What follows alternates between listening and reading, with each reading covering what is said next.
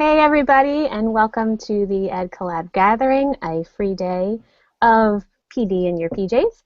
Here we are in session 2. This is workshop number 8, and joining us today are Molly Cura from Dublin, who is an experienced literacy consultant with over a decade of work helping schools implement or enhance their practice of balanced literacy, and also Rusal Arabel, who's an education writer, consultant, and blogger, and she's also the Chief Education Officer of the Writing Project, an essay writing app for students. So you're in for a really great session. If you'd like to tweet along with us or if you have questions, please use the hashtag the EdCollabGathering 8, because this is workshop number 8. Okay, over to you, Molly. Okay, thanks so much, Lauren. Yes, Rusal and I are so excited to be here with you. We're glad that you have tuned in. There's lots of great sessions going on. We'll talk today about kind of re-energizing our struggling learners. And in our experience, once springtime comes around, sort of the enthusiasm of a lot of our students kind of drops a bit. So Rusal and I have talked about helping readers and writers kind of develop along a continuum. So I work primarily in elementary schools, and we will, in the first few minutes, we'll talk about strategies you can use with some of those beginning readers. I think a lot of the strategies you'll find will transfer to your upper grade readers as well. Rusal works a lot with high school and university students and teachers, and I think some of the strategies that she'll present will also transfer to even your younger students. So we'll get started, and you'll walk away with several strategies that will help move your students, like we said, kind of along a continuum, but will also build their motivation.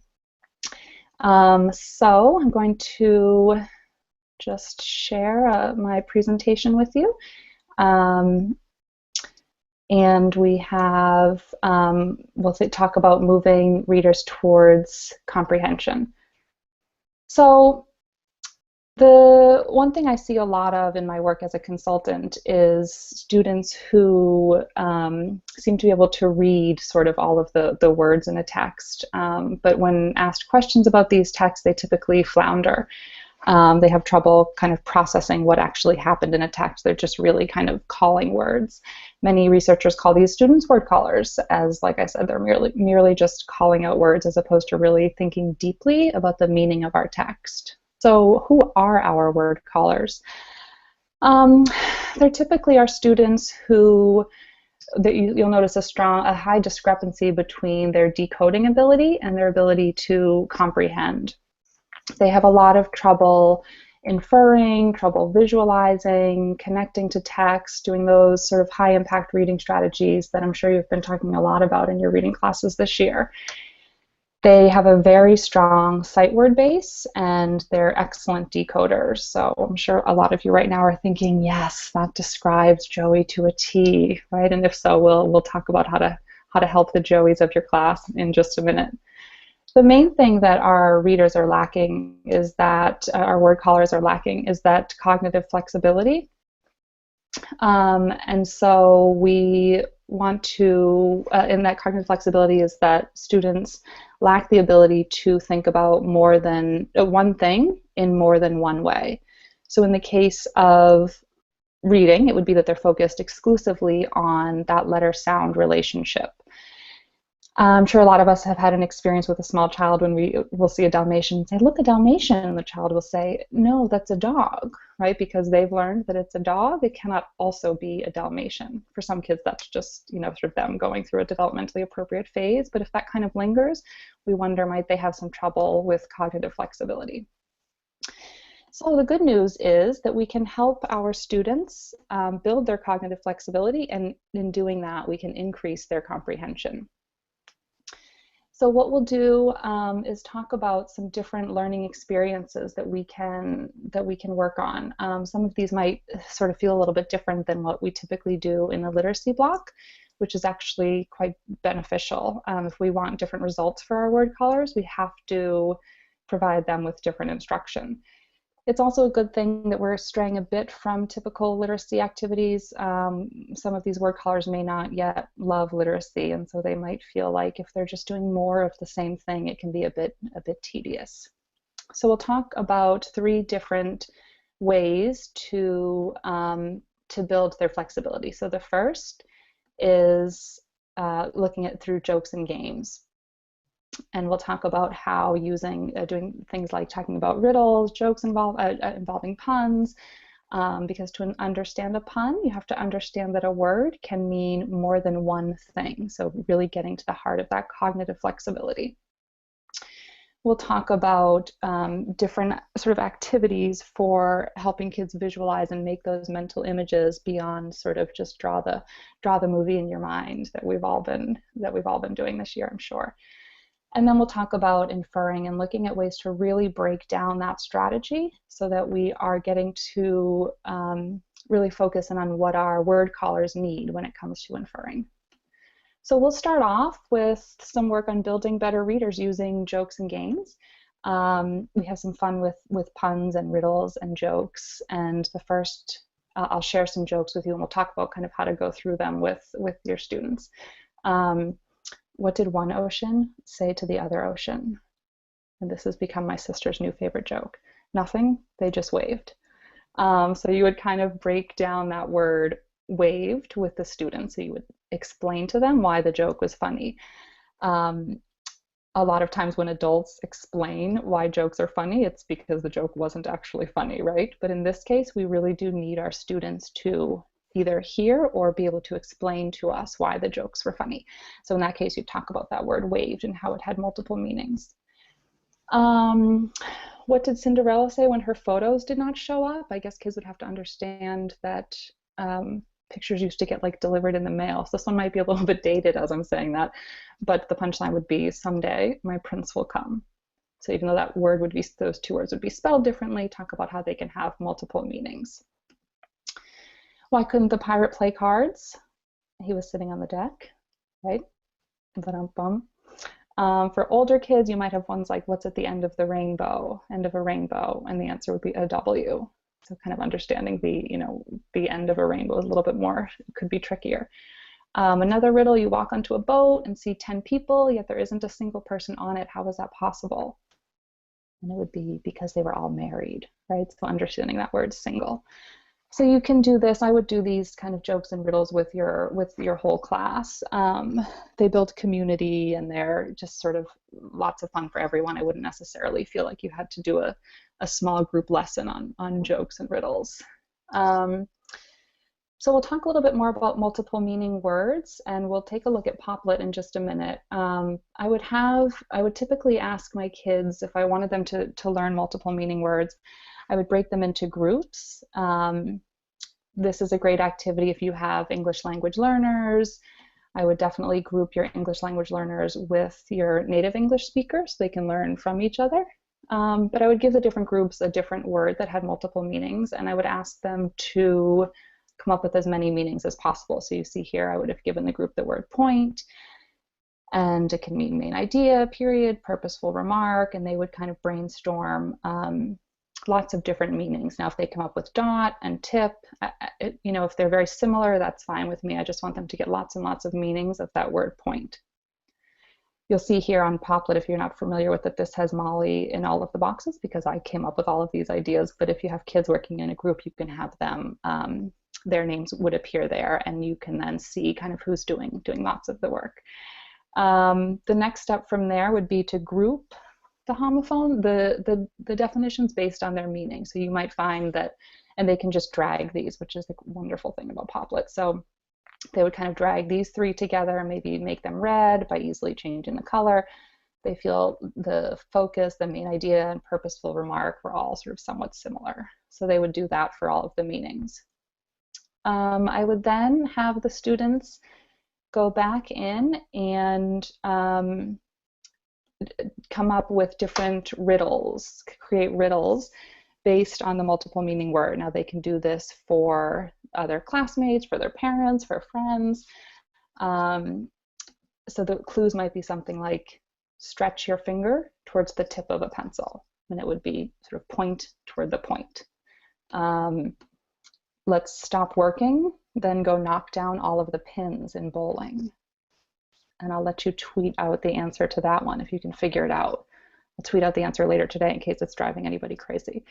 So I would have the students go through and kind of come up with lots of different riddles that they can share with classmates. Again, getting them to see that one thing can mean multiple things, and this will transfer as they're reading text, to helping them consider not just that letter sound relationship. Another activity that I just sort of call finding common ground. You can come up with a more clever name if you want, but if you or the kids can pick sort of 3 things in their line of vision. So a computer was in front of me. I was looking at a brochure and eating seeds and mixed fruit. So I had computer, brochure, seeds. And then you would ask the students to think of how 2 of these words are connected based on their meaning, and how they're connected based on how they're written, how they're spelled, how they sound.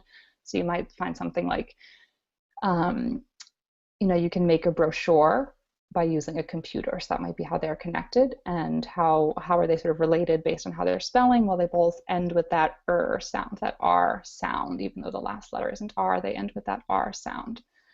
For younger students, maybe you give them pictures and they have to, again, sort of find similarities about the meaning of the pictures as well as the sound. So that would be another sort of game that you could work on with the kids. Fun with compound words. This is a great one from Kelly Cartwright. So I would give the students an image, and I would tell them that the image is a literal representation of a compound word. So that would be a butterfly. This one would be eggplant. You can also ask the kids to find compound words in their own books, and then to draw the real meaning of it. So if they found passport, they would draw an actual passport, and then they would draw maybe a ship passing the port. But again, it's to get them to see that one thing can be represented in multiple ways, thinking about one thing in more than one way. Fun with sentences. I have a colleague who definitely does not lack cognitive flexibility. He will come up with these sentences with kind of ambiguous meaning. So the other day he said to me, Molly saw James using binoculars. And then he asked me who was using the binoculars. So my first thought was that I was using the binoculars and I saw James using the binoculars. But as he pointed out, or did I see James while he was using binoculars? So getting kids to see one thing in multiple ways. Groucho Marx loves things like this. He has, one morning I shot an elephant in my pajamas. How we got in my pajamas, I'll never know. And then I have just sort of a list of some other examples for you that we'll put the slides up on the website, and you can kind of go over those later in the weekend. So we'll talk a little bit about visualizing, which has been proven time and again to help our brains develop cognitive structures, including cognitive flexibility. The stronger our ability to visualize, the stronger our ability to process information, to create information, and most importantly for our struggling readers and our word callers to think abstractly. So we'll talk a little bit about one way that I like to do this is using manipulatives to support visualization. So you might have students, you might ask students after they've read a text once, or if they're reading a longer text, once they've read it long enough to know the characters in the setting, you can ask them to use manipulatives to depict the characters. They can then reenact scenes from the book using those manipulatives. If you're reading it to them, if it's a small group, they can actually do that while you're reading. So here, I have examples of sort of tangrams or multifix cubes. If you do have a felt board teaching younger grades, that's brilliant. But allowing students to recreate a text using a mode other than writing necessitates that they're thinking more deeply about the text to create these scenes. As they're even physically building their characters out of the multifix cubes or with the felt board, they're thinking, they're visualizing, they're inferring, and they're thinking abstractly. So you're helping them practice those skills that don't always come so easily to them. The next strategy I like to do is one that I'll just call drawing pictures or pages that the author left out. So here I'm going to try to show you an example of that. And I have a book here that is called Harry and the Bucket Full of Dinosaurs. Some of you might be familiar with that. So I'm going to try to get my, my document camera up and running, my toy as I like to call it. So in Harry and the Bucket Full of Dinosaurs, it's about a boy named Harry, and he finds a bucket full of dinosaurs. He finds a box full of dinosaurs, and he decides that these dinosaurs, they don't want to live in a box. They want to live in a bucket. He feels that's more appropriate. So at one point, he's taking the dinosaurs out of from the box, and he's kind of fixing them up. And then on the next page, we have him. He found a bucket, and he's now cleaning up the dinosaurs and letting them live in their new home in the bucket. So I might tell my students that I kind of feel like the illustrator left out a page in the book. And I was kind of thinking that the illustrator left out the part where Harry went off to kind of look for the bucket. And I might draw that picture. So I might say, here's Harry. I would tell them maybe if I was looking for a bucket, I would find one under the sink because I don't know, I suppose that's where I would keep a bucket if I had one. And so here's Harry sort of under the sink looking for his bucket. And I would tell them that if I were the illustrator, I would have tucked that right into the page where, between the two pages where I kind of feel like the illustrator left something out. So that would be just, I don't know what you would call it, drawing the pages in between or drawing pages that the author left out. Another activity you could do with the kids is making a mind map. And so I would just sort of have the students take the text, and either as you're reading to them or after they finish reading, they might do a little mind map. So it's just really a map of sort of what's happening in the story without having to do sort of an elaborate drawing. So here's Harry. He finds a box full of toy dinosaurs. He puts them into a bucket, and so on and so forth. And I would have them just depict using words and pictures, sort of a map of the story. So those would be a couple of examples that I would do. I'm going to go back now, and we'll talk about doing a little bit of inferring with your students, and then I'll turn it over to Rusal. I don't want to take up too much more of her time. So so we have our inferring. So if I were introducing inferring to my students, I would explain to them that it's using background knowledge and personal experience in conjunction with what's in the text and in the illustrations in order to draw conclusions about what the author doesn't sort of directly tell us. Regardless of age, I would introduce inferring usually using a picture, just because it takes sort of that one layer, that layer of reading off of it. So I might say to them, what can you tell me? I just show them a picture like this and say, what can you tell me about this picture, about this marathon runner? And they would say things like, he's ecstatic, he has just won a marathon, he must have trained really hard. Now, for adults and proficient readers, it seems quite obvious to us, those three things, those three inferences. Didn't seem like they took too much, but for our word callers, our struggling readers, it's critical to really break down exactly how we knew these things. I wouldn't do this whole class because you will have some readers for whom this is just, it's too basic. So you want to make sure you're meeting the needs of the exact students. So I might have them make a little chart and kind of go through, how did we know, how did we infer this? So I might say, I can infer he's just won the marathon because the blue ribbon is still intact. I can infer he's ecstatic using facial expressions and body language. So to tell them exactly how I made these inferences in a way that's transferable to other pictures or text, right? We can always use the image. We can always use facial expressions, body language, background knowledge in order to make an inference. And then lastly, I have another activity for a book called The 100 Dresses, which if you haven't read, it's so beautiful and I highly suggest it.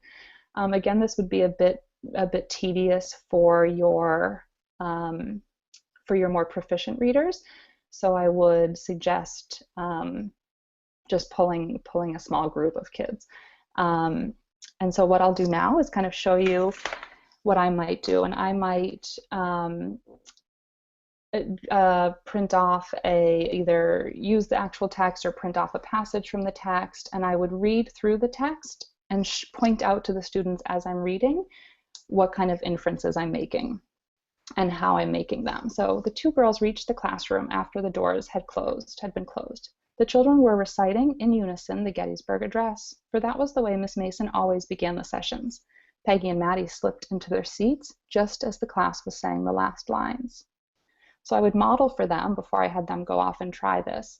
The two girls reached the classroom after the doors had been closed. So I might say to them that after the doors had been closed is making me think that Peggy and Maddie are late because, well, I don't generally close the doors after sort of the 8:15 bell rings, but right, that might be something that a teacher would do. The doors are closed, so the two girls must be late. The children were reciting in unison the Gettysburg Address. And I might say, there's some tricky words in here, reciting and unison, and I might kind of muddle through how I would make an inference about reciting could mean, I can kind of infer that it might mean saying the Gettysburg Address, because the Gettysburg Address is a speech, and that's sort of what people do. They kind of repeat speeches. In unison, I might notice that suffix there, that prefix there. I might tell them that the kids were probably saying it together. I know that's the way we would say the Pledge of Allegiance. Really, and I would kind of go through that in any way that whatever you do to make an inference, I would have the kids do the same thing. And then you can give them another passage that they can model. So that is, I'll post just in a minute a couple of some resources that I would use, that I use to create this presentation, and some resources that might be helpful for you as well. So we have Kelly Cartwright's book on word callers, strategies that work, and a couple of different websites. And then I would love for you to keep in touch with me, LinkedIn, Twitter. I have a website. You can sign up for a monthly newsletter. So I hope you've learned sort of a handful of strategies that will really help you turn those word callers or those struggling readers into great comprehenders. And Rusal, I'll turn it over to you now, and you can get us started. Is this a question here, Lauren, that I see up here? Yes. There's great. Quite a question for you.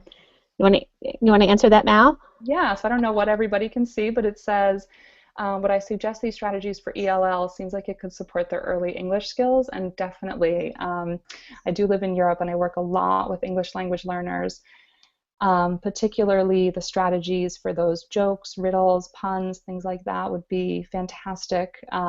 Oftentimes our English language learners, their sort of true personalities do get a little bit lost, and so because they're so desperately trying to learn English. And so to give them that outlet to sort of let them show their funny side would be great. And then the visualizing strategies, kind of cross languages for sure. With the visualizing strategies, you could certainly have them do that from a text in their native language as well, because we're really just kind of building strategies that will then transfer to their own transfer to English, the language that they're learning. So that's that. Lauren, do we want to turn it over to Rusal? Are there any other questions, or? We did have another question about can you start these activities in kindergarten, or is that too young? I think you could definitely start some of them in kindergarten. You could sort of play around with some of the jokes. I find a lot of kindergartners have really great senses of humor, so you could definitely do some of that work. And I'm sure the kindergarten teachers out there are doing those visualizing and inferring strategies anyways, so this just sort of gives them another couple of ways to do that. In kindergarten, I hate to label kids so early as struggling readers or word callers. So even if you're unsure of are they actually struggling readers or are they just developing kindergartners, but the activities will definitely work for a lot of your kindergarten students. All right, so let's head on over to Rusal and continue our learning. Great. So hi everybody, my name is Rusal, and I'm going to also discuss some strategies to use for reading and writing when it comes to our struggling learners. Really, there are strategies that we could use with all learners, but they do usually help to engage struggling learners with reading and writing. I think Molly's presentation was really insightful, and it's really focused on K to I guess 2 or younger learners. And my presentation is going to be a little bit more for if you're teaching high school students. I think this might be useful for you, but again, you might kind of see some overlap. So let's get started. I have gone out and not used the traditional PowerPoint method. I will be using a Medium presentation, and I hope you guys enjoy it. Okay.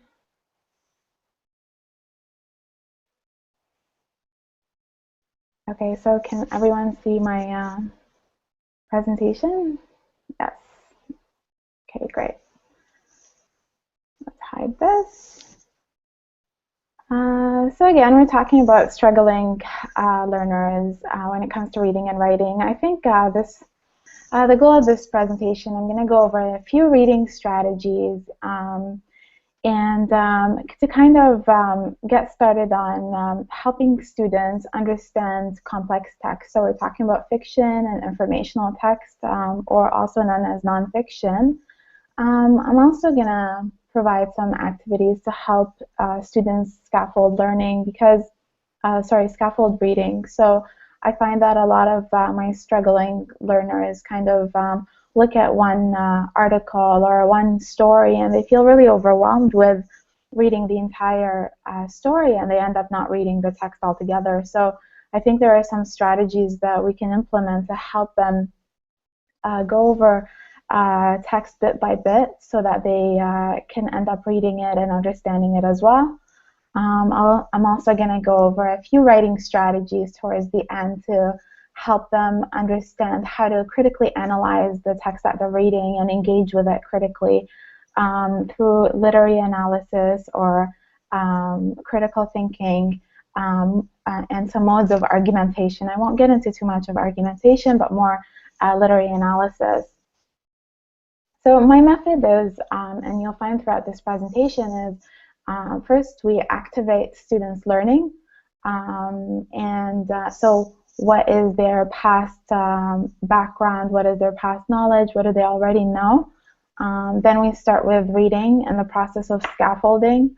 From that we move on to discuss. So discussing what we've read, trying to engage them in the topic and the subject, seeing how they can kind of connect this topic to their real world and bring their real world experience into the discussion. And lastly is the response part, which is the writing.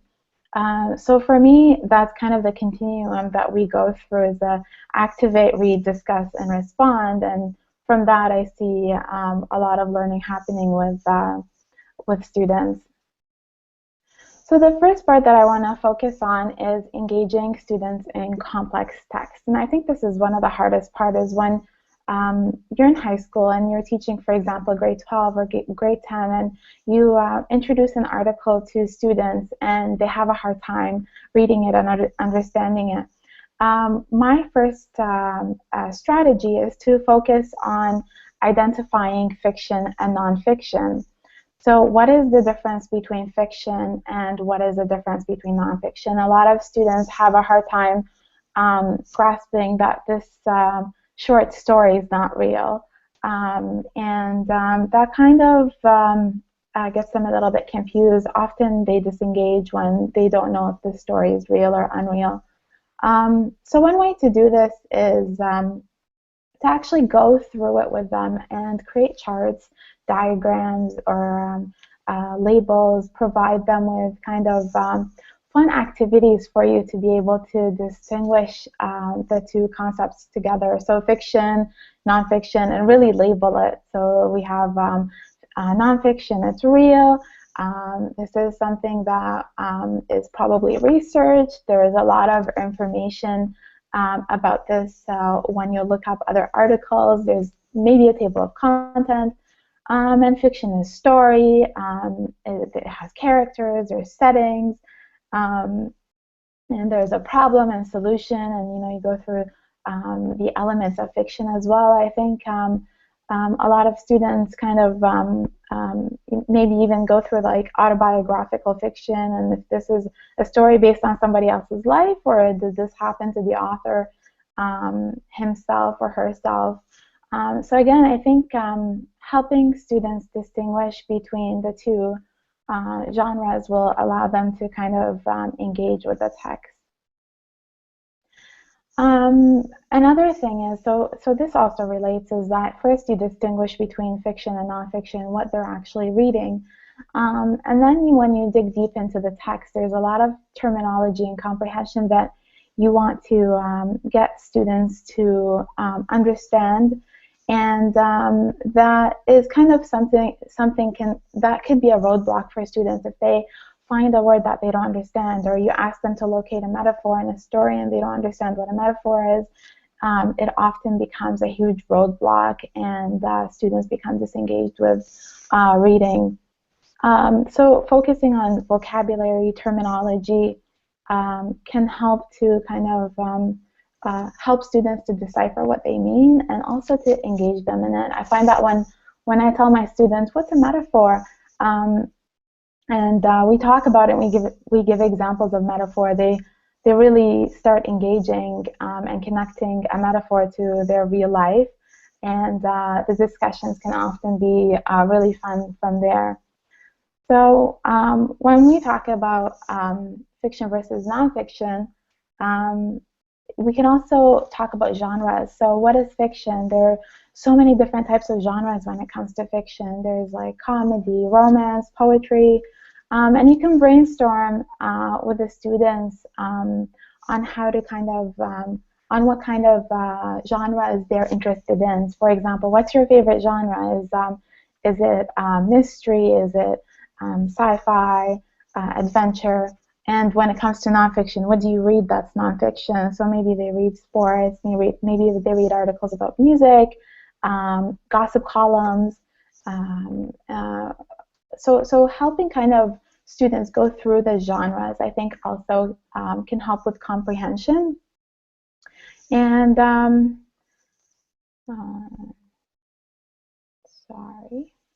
so going through that, I think, would help to kind of understand where they're coming from and what the text is actually going to present to them.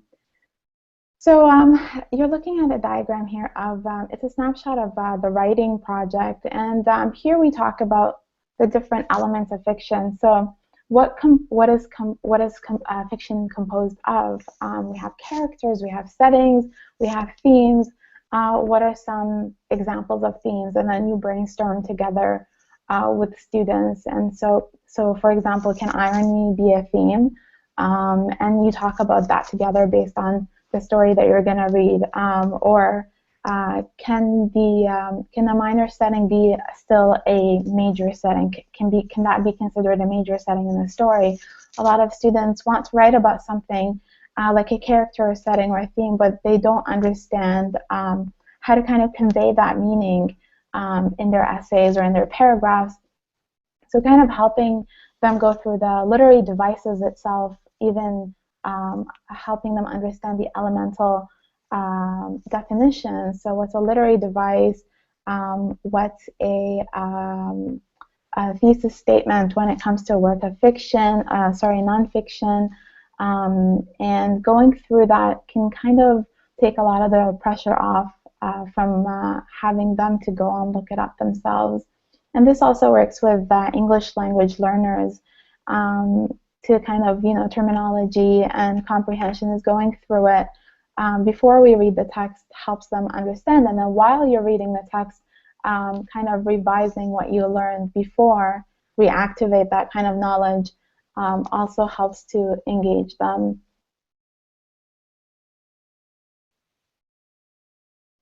A lot of the times that when we are doing, sorry, I just bounced back and forth. So there are some fun activities that you could do with students to help them remember vocabulary words. A lot of the times we can use social media to do this. You can create, maybe a lot of teachers have a class account with Twitter, and they can create funny definitions of stuff that they learned. For example, a metaphor, an example of a metaphor, or an example of irony. I have one student, when I asked them to create their own metaphor, I still remember it to this day. She said, boys are like ATM machines. They give you money whenever you want, or something of the like. It was really, really funny. And so the boys were just like, no, how is that possible? We're not ATM machines. And then, so this kind of not only helped them learn what a metaphor is, but they started engaging with it and relating it to how they see it in their real life. And so walking away from the classroom, they know what a metaphor is, and they can identify it in real life as well. One strategy I really like is have students create their own memes using literary strategies or metaphors or irony, etc. Whatever vocabulary that you want them to understand. I think helping them or going through the activity of creating their own memes, it can be really fun and engaging, and as well as kind of using something that's relevant to students so that they could learn and be engaged with it.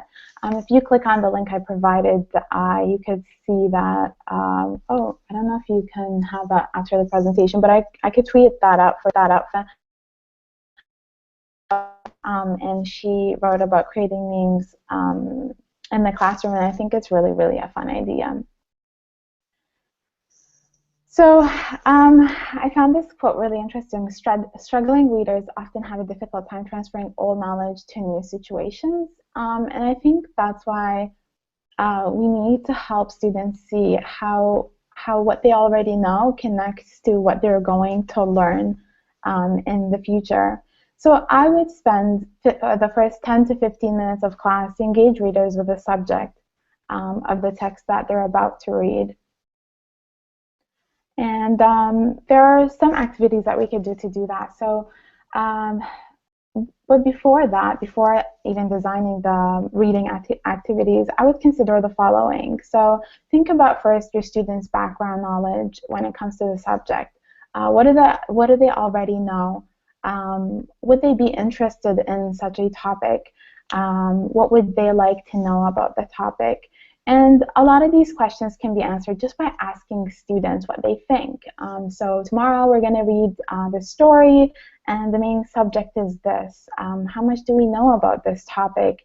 And ask them like by a show of hand, how many people have already read something that's similar, or have you experienced this? And I think this kind of helps you gauge the relevancy of the topic when it comes to students and their engagement level. And a lot of the struggling learners become disengaged when the topic is irrelevant to them. And so this helps kind of make that connection happen all over again. So some pre-reading activities, for me, when it comes to fiction, it would be nice to show a clip to students that relates to the work that you're going to read. So maybe a YouTube video or something that you found on Vimeo or something like that, and show it to them and ask them what they think about it. If you don't want to have an open discussion about it, maybe ask them to record their thoughts and then afterwards share it with everybody. Another way is to get them to share a photograph or an image and that relates to what you're going to read, and ask them what their initial thoughts are. So I remember, this was a while back, but I remember we used a photograph of students just basically sitting and looking intently at somebody, but we can't tell who it was.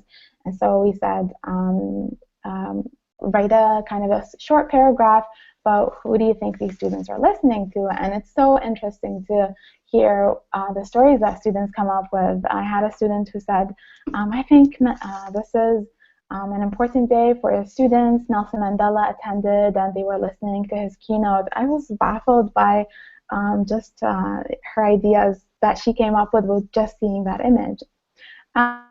For informational text or nonfiction, share a tweet, maybe something related to the reading. A lot of articles that we read are directly related to current events or something that touches us every day. And so having that out maybe on Facebook or Twitter can kind of help to get them engaged. And one of my most the excellent strategies that I would use is create a debate in the classroom about the topic that we're going to discuss. So a lot of the informational topics that we talk about, again, there is a pros and cons, and have students kind of host a debate. Again, activating students' prior knowledge. Think about things like, what is one thing you want to learn about? When did this event happen?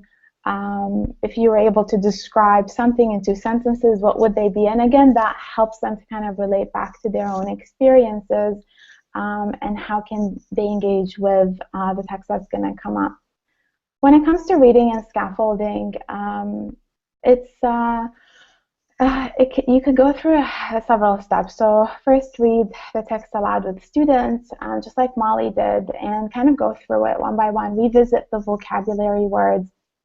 And a really good strategy is chunking. So that's one of the effective strategies to scaffold reading.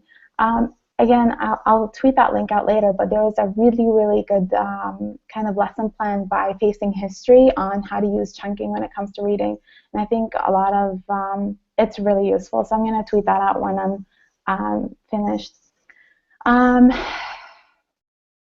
So ways to help struggling writing is, one of the main thing is to help them understand that what is considered real writing. Right now, we often don't think of blogging, tweeting, Facebook status as real writing, but it is. So I think helping them understand that, writing about pop culture, social media, current news, hot topic debates, this is all real writing. Sorry, I'm rushing because I think I'm running out of time, but so again, there's a lot of research here that you could see. English language arts teachers are they're the least likely to see that digital tools having a negative impact on students' writing, and I think this is a fabulous step in helping students understand and seeing how we can use digital tools to improve our writing.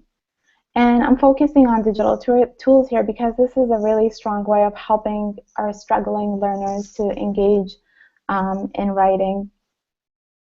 One thing that I would use, I've used blogging as a mode of reflection for peer editing and collaboration. Digital storytelling is a great way to have students create storyboards first, outlining, and then using other forms of multimedia, so incorporating music in their stories. And storytelling with Instagram is amazing for my students. So you look at the picture, pick a picture, go through it, put a filter on it, and then create a caption. Ask students what it is about that picture that made it so special. Help them understand how to use hashtagging, categorizing, and then tweet it out, or Instagram it out to their followers. So that's another way of helping them be engaged.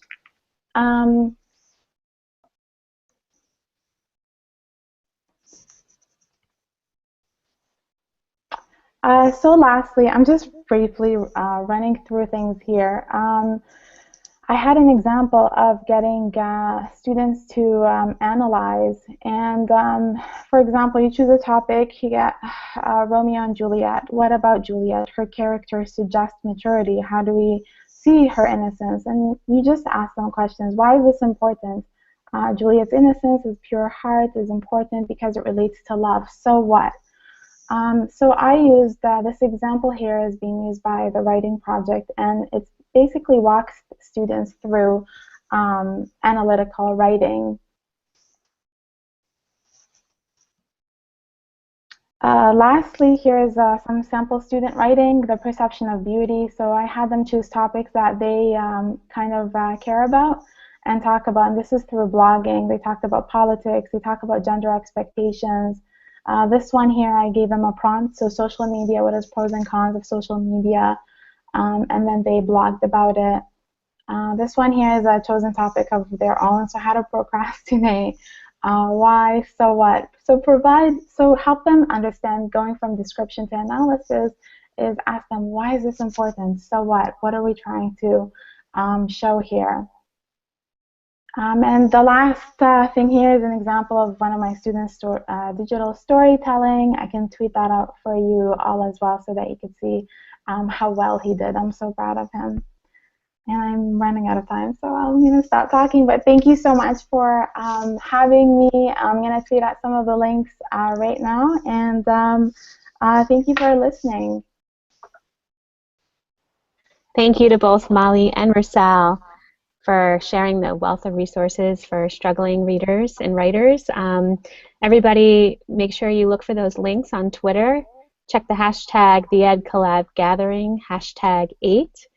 And stick around. I'll show you what's coming up next. In